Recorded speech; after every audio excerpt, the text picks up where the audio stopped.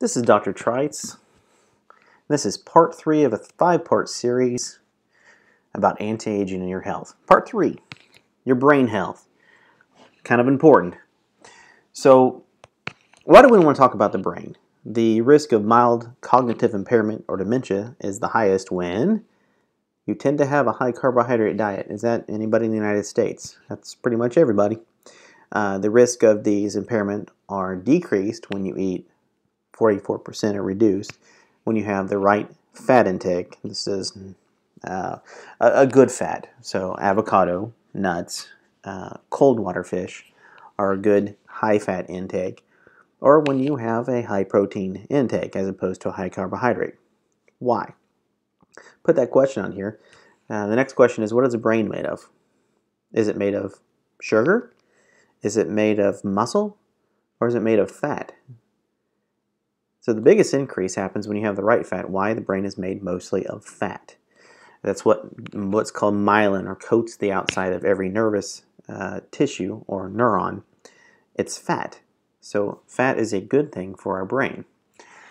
When it comes to the brain, you do not have to lose consciousness or have a significant brain injury. You could have little tiny falls, hit your head, be clumsy. You don't necessarily have to have a concussion or go through a concussion protocol, but these normal little things on an MRI show up as normal degenerative changes, and these are actually like aging within the brain. That's the problem. We don't want to see those. You get enough of those, it can lead to tremors or dementia, Parkinson's, ALS, Alzheimer's. So as we age, we might have osteoporosis or degenerative joints. Well, the forces that age your body are always also hitting your brain. And a lot of these are the culprits for brain problems, mild memory issues, from brain fog all the way to severe Alzheimer's. So when the brain dies, it releases these free radicals. And another section you learn about free radicals and oxidation.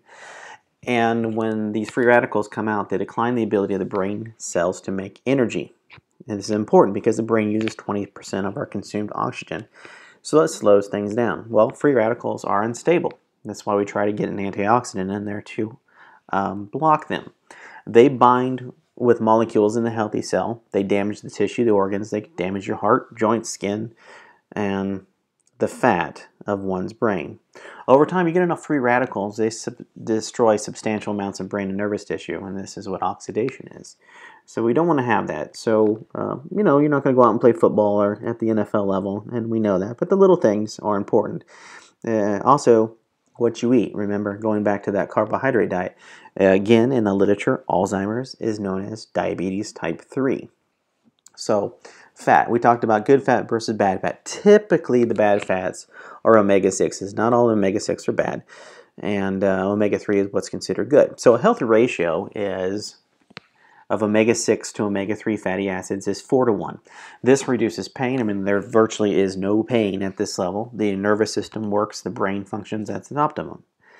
So, can you guess what the average American's ratio of omega-6 to omega-3 is? You might be thinking it might be 8:1, 10:1, maybe 15:1. That's pretty high number. Well, it's actually 25:1. And that was almost 7 years ago. So I'm guessing it's probably going higher. We eat a lot differently. We have a lot of our food has, modified cornstarch or high fructose corn syrup or corn additives, or my meat was corn-fed to finish it, or my pork might have been the same way. These are all the bad parts of omega-6 that push this ratio out. So even the American Medical Association is like, well, we should really supplement with a multivitamin.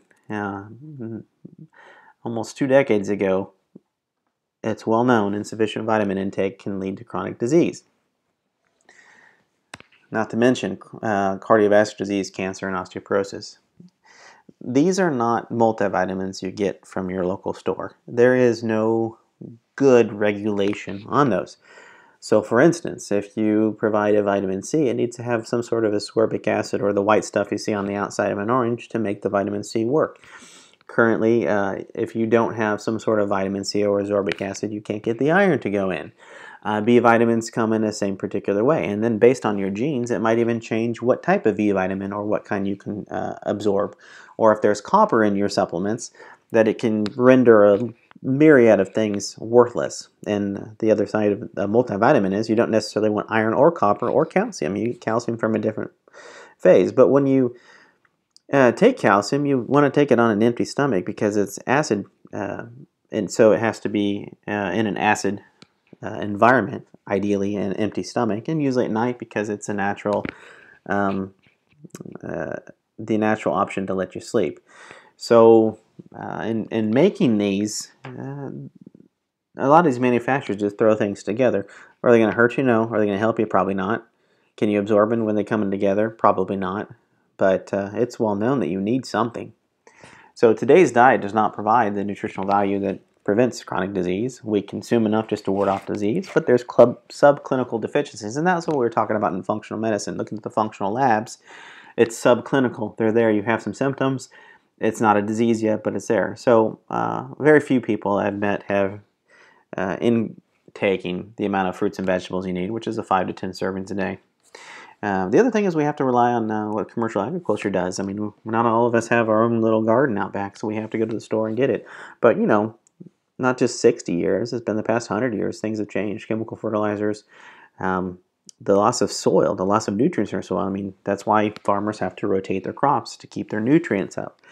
So if you don't want your crops to rot at the store, you can put on some processing is what they actually call it, but it's preserving it from getting there. Well, that also depletes nutrient content. It's a fact of doing business, but we lose that because we're a consumer and going to the store as opposed to growing it ourselves. So you might have heard of something called the RDA, or the Recommended Daily Dietary Allowance. This is judged by the Food and Nutrition Board, and it's the adequate enough to meet the nutrition needs of healthy individuals. Well, if we're all not getting our nutrition, how can we technically be healthy individuals? For certain nutrients, the requirement may be just enough to prevent failure of a specific function, maybe just enough to prevent the nervous system from breaking down. But some people aren't absorbing it well. They might have a barrier problem, and it's just not getting in. So the problem is the RDA does not address requirements for optimal nutrition or really disease prevention. So we know that Americans are living longer, not necessarily healthier, and we need more money to sustain us later in life. Alzheimer's alone runs $150,000 a year to manage. So in the next 20 years, we're going to know it's going to double, or actually triple. So even if everything was against you genetically, the odds are stacked against you.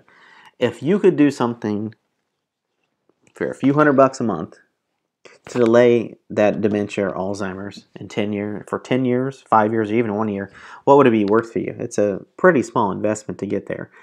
So 100 years ago, Alzheimer's was virtually unknown, but now almost all populations have it because we're staying alive a lot longer than we used to. And it's a new disease, but how it really occurs.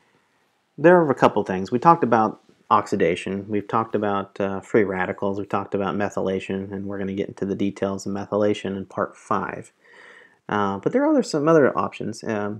This came out in Neurology, April 22nd, 2009. This was by taking one NSAID. And what an NSAID is, a non-steroidal anti-inflammatory drug. This could be an aspirin, a Tylenol, and a Aleve, more than every other day. So I see commercials every day. Take your NSAID every day. Take it every day. And users show that the increase of dementia and Alzheimer's goes up 66%. That's kind of big. And once you get above 60, a lot of people take these NSAIDs. Also, copper in drinking water and supplements prevent the brain from increasing actually prevent the brain from decreasing the production of free radicals.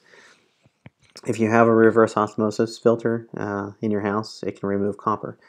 But just a little bit, 0.12 parts per million of copper in drinking water greatly enhances amyloid plaque, which is what Alzheimer's is, deposits in the brain and cognitive decline. By the way, this copper concentration is less than 1/10 that's allowed by the EPA.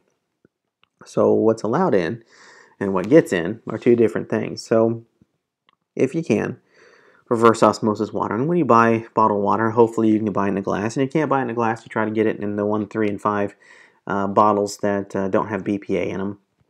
and then you hope that they use reverse osmosis. They should say that on the label. So, in many neurological disorders, injury to the neurons, the nerve cell, may be caused in least in parts to the overstimulation of the receptors. And these things are in our diet on a daily basis. Such things are called glutamate and aspartate.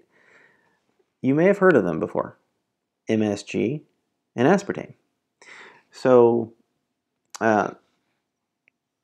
there's a lot of research out there, but this one came from the New England Journal of Medication that excitatory neurotransmitters are important for influencing the development and actually creating neurological disorders.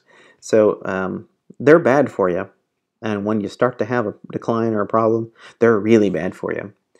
But for instance, so MSG can cause brain lesions in lab animals. It causes endocrine disorders, we knew that. It can cause obesity, reproductive issues, and of course, again, just like taking an NSAID, 66% were more likely to have dementia and 57% more likely to have Alzheimer's. So if you're taking an NSAID and you're eating MSG and aspartame, it's pushing things along for you.